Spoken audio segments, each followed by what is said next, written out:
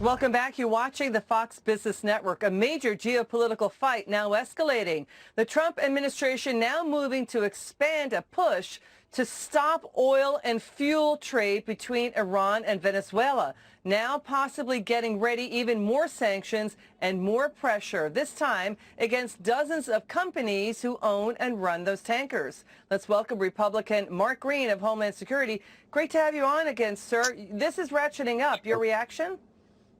Yeah, I think anything we can do to put pressure on the Maduro regime is a good thing for the people of Venezuela. It's the fastest way for them to get to freedom, and that means the relationship with Iran and Venezuela that's now sort of blossomed through the past several months. If we can put pressure on the transfer of oil from Iran to Venezuela, it's a win-win.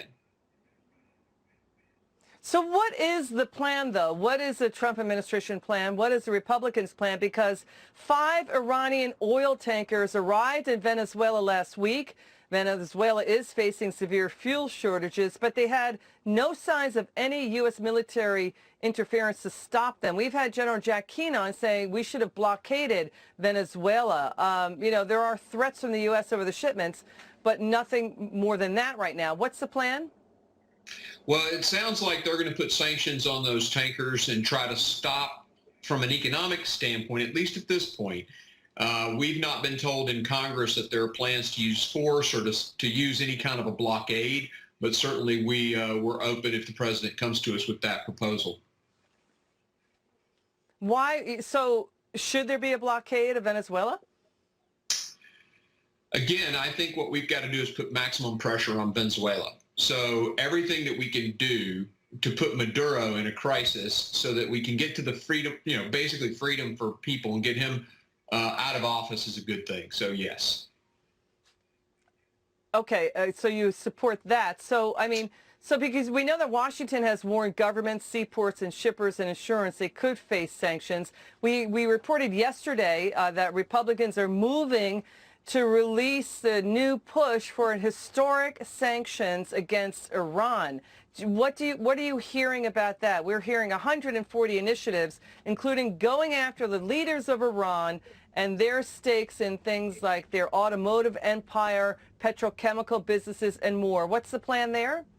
Sure. The RSC has launched basically a plan that has there are three main pillars. And you're right, there's lots of different things in it, probably as much as 140 plus initiatives. But the three main pieces of it are blocking funds that we currently give to the Lebanese military. There's an argument amongst my colleagues that that money gets to Hezbollah.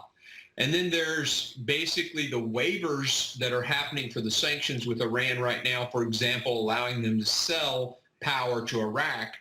They want to stop that, and it makes sense. I mean, Iran is the #1 sponsor of terrorism in the world. They are also probably the biggest security threat in the Middle East. So we want to deprive them of revenue, and I think that's a good thing. So, and then the third, of course, is authorization of force. They want to basically redo the reauthorizations of force for our military that are stationed in Iraq.